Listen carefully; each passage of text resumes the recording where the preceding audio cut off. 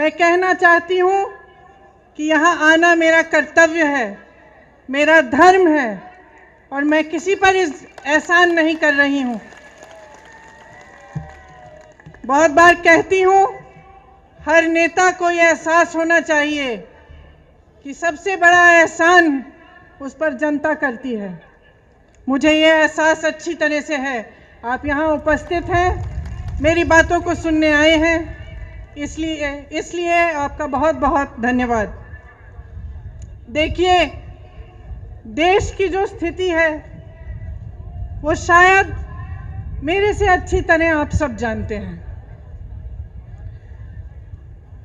एक ऐसा समय आया है कि 90 दिनों से लाखों किसान इस देश की राजनीति में के बाहर, दिल्ली के बाहर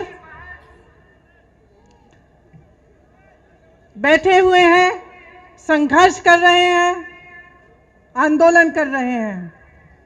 215 किसान शहीद हुए, बिजली काटी गई, पानी रोका गया, उन्हें मारा गया, पीटा गया। वे शांति से बैठे थे। देश की राजधानी की सीमा को इस तरह बनाया गया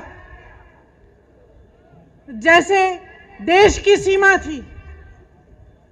तमाम पुलिस की फोर्स लगाई गई, किसानों को प्रताड़ित किया गया।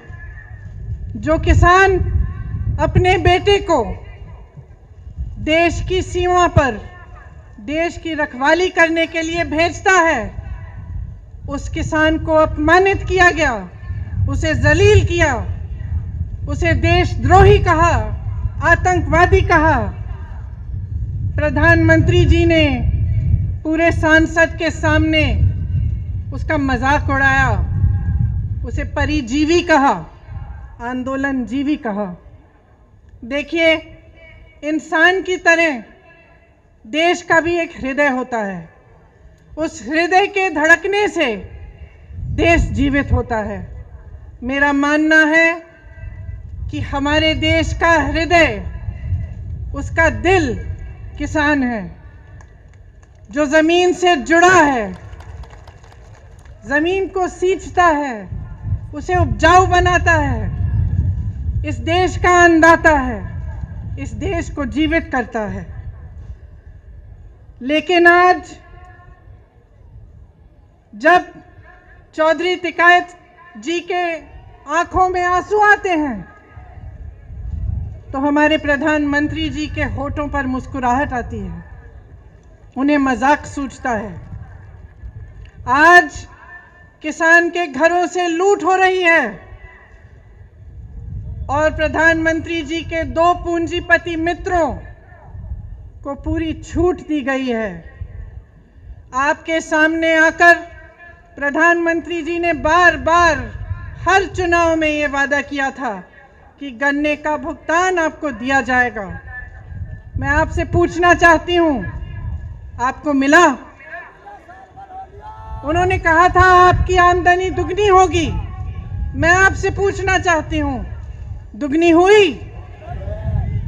आपको मालूम होगा कि पूरे देश भर में गन्ने का भुगतान 15,000 करोड़ रुपए है। और आज मैं आपको बताना चाहती हूं, शायद आपको यह नहीं मालूम होगा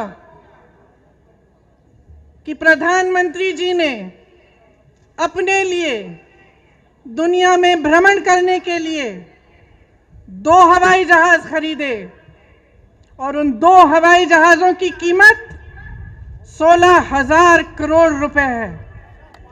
आपके गन्ने के भुगतान से ज्यादा उनके पास अपने 2 हवाई जहाजों को खरीदने के लिए पैसे हैं, लेकिन आपके देश भर के किसान के भुगतान के लिए पैसे नहीं हैं।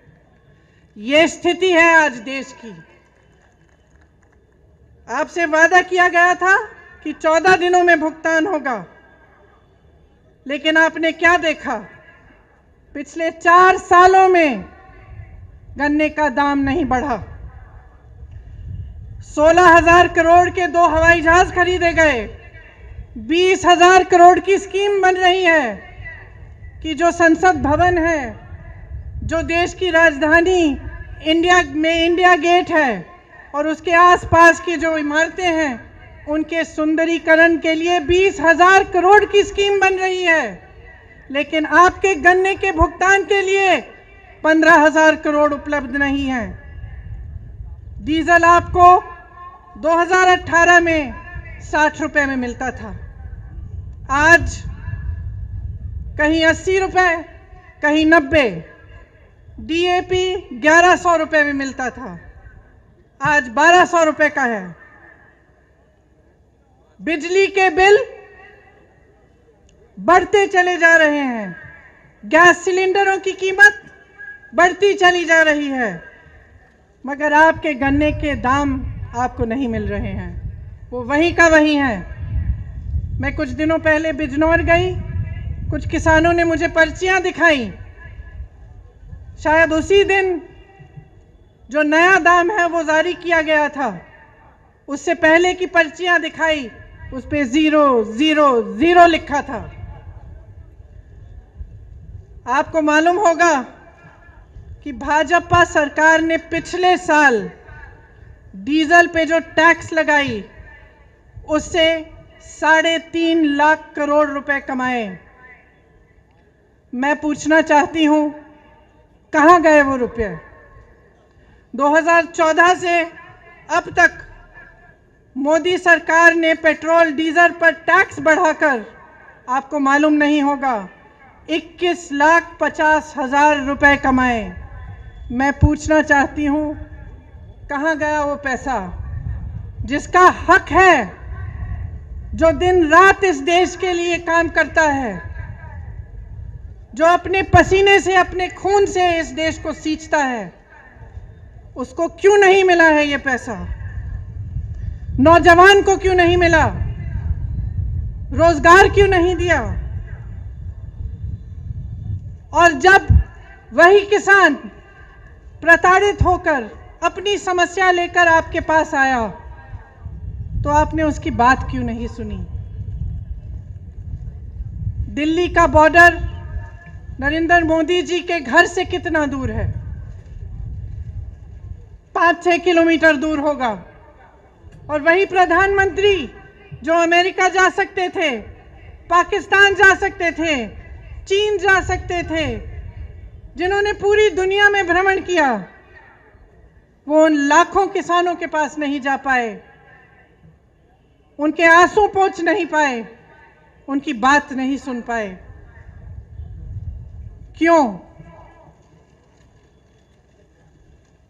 क्योंकि उनकी राजनीति सिर्फ अपने लिए है, अपने लिए और अपने खरबपति पूंजीपति मित्रों के लिए है। इसी समय जब पूरा देश तड़प रहा है, किसान तड़प रहा है, भुगतान नहीं हो रहा है, इसी साल में अगर आप देखेंगे कि इन 1-2 खरबपति मित्रों ने कितना पैसा कमाया, तो आप चौंक जाएंगे। हजारों करोड़ कमाया है, और आप सड़क पे बैठे हुए अपने हक के लिए संघर्ष कर रहे हैं, आंदोलन कर रहे हैं, और कोई सुनने को तैयार नहीं है। जो 3 कानून इस सरकार ने निकाले हैं, उनका सार तो आप जानते ही होंगे। पहला कानून कि प्राइवेट मंडियां लगेंगी, और सरकारी मंडियों में जो टैक्स लिया जाता है वो प्राइवेट मंडियों में नहीं लिया जाएगा। इसका मतलब क्या है? इसका मतलब ये है कि आस्ते आस्ते सरकारी मंडियां बंद हो जाएंगी। और आप सब जानते हैं कि सरकारी मंडियों की खासियत ये है कि आपको न्यूनतम समर्थन मूल्य मिलता है, कि कोई भी कहीं से भी आकर आपको ये नहीं कह सकता कि आपको कम दाम पे आपसे खरीदेगा। प्राइवेट मंडियों के खुलने से और उनको मजबूत बनाने से क्या होगा?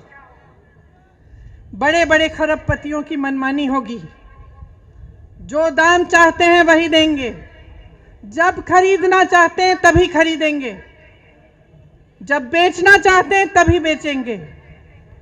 दूसरे कानून में लिखा है कि कॉन्ट्रैक्ट फार्मिंग होगी। कॉन्ट्रैक्ट फार्मिंग का क्या मतलब है? इसका मतलब है कि आपके गांव में, आपके ज़िले में आकर बड़े बड़े खरबपति आपके साथ एक सौदा कर सकते हैं कि देखिए आप 10 लोग हैं, आप हमारे लिए गन्ना उगाइए, जब गन्ना उग जाएगा हम आपको इसके लिए 500 रुपये देंगे। लेकिन जब आप उसको उगाएंगे तो अगर उस खरबपति का मन हो तो वो आपसे कह सकता है कि ना मैं आपको 500 रुपये दूंगा और ना मैं आपका गन्ना चाहता हूं। उसको कहने की अनुमति है, वो कुछ भी कर सकता है। क्यों? क्योंकि इस कानून के तहत आपकी कोई सुनवाई नहीं है। अगर आप अदालत में जाना चाहेंगे, उसकी शिकायत करना चाहेंगे, तो आप सिर्फ एसडीएम के पास जा सकते हैं और उनके ऊपर जो एक अधिकारी है उनके पास जा सकते हैं, लेकिन आप अदालत नहीं जा सकते, आप अपने हक के लिए लड़ नहीं सकते। ये लिखा है उस कानून में। तो आप सोच सकते हैं कि एक तरफ आप और आपकी छोटी सी खेती और दूसरी तरफ प्रधानमंत्री के बड़े बड़े खरबपति मित्र, आप बताइए किसकी सुनवाई होगी? ये जो नए कानून बनाए गए हैं, इन कानूनों के तहत न्यूनतम समर्थन मूल्य खत्म होगा, सरकारी मंडियां खत्म होगी, आपके हक खत्म होंगे। और जिस तरह से इन्होंने इस पूरे देश को अपने 2-3 मित्रों को बेचा है, उस तरह आपको, आपकी जमीन को, आपकी कमाई को, ये अपने मित्रों को, अपने खरबपति मित्रों को बेचना चाह रहे हैं। तो ध्यान रखिए और आप जागरूक हैं। मैं जानती हूं आप कितना संघर्ष कर रहे हैं। जैसे पंकज जी ने कहा, सिर्फ पूरा देश नहीं, पूरी दुनिया देख रही है। और कभी कभी लगता है कि हमारे प्रधानमंत्री जी जैसे पुरानी कहानियों में अहंकारी राजा होते थे, जो जैसे जैसे उनकी सत्ता बढ़ती चली जा रही थी, वो अपने महल में बंद हो जा रहे थे। लोग उनके सामने सच्चाई कहने से डरने लगे, उनके सामने गिड़गिड़ाने लगे, उनका अहंकार बढ़ने लगा। ऐसा लगता है कि हमारे प्रधानमंत्री जी भी एक तरह से उन्हीं अहंकारी राजाओं की तरह बन गए हैं। उनको ये भी समझ नहीं आ रहा है कि जो जवान इस देश की सीमा को सुरक्षित रखता है,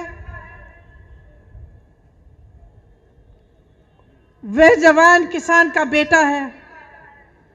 उस जवान का आदर करना चाहिए, किसान का आदर करना चाहिए। और जब महीनों से संघर्ष चला आ रहा है, वही देशवासी जिसने प्रधानमंत्री को सत्ता दी, जिसने उन्हें प्रधानमंत्री बनाया, उन्हें समझ में नहीं आ रहा है कि उनकी सुनवाई होनी चाहिए, कि आपसे बातचीत होनी चाहिए। वो कहते हैं कि ये कानून आपके लिए बना है, किसानों के लिए बना है। तो क्या वो बता सकते हैं कि किस किसान ने बनाया, किस किसान से बात की? और अगर पूरे देश भर का किसान कह रहा है कि भाई प्रधानमंत्री जी, हमें ये आपका कानून नहीं चाहिए, वापस ले लीजिए इसको, तो वो वापस क्यों नहीं ले रहे हैं? इस कानून को रद्द क्यों नहीं कर रहे हैं?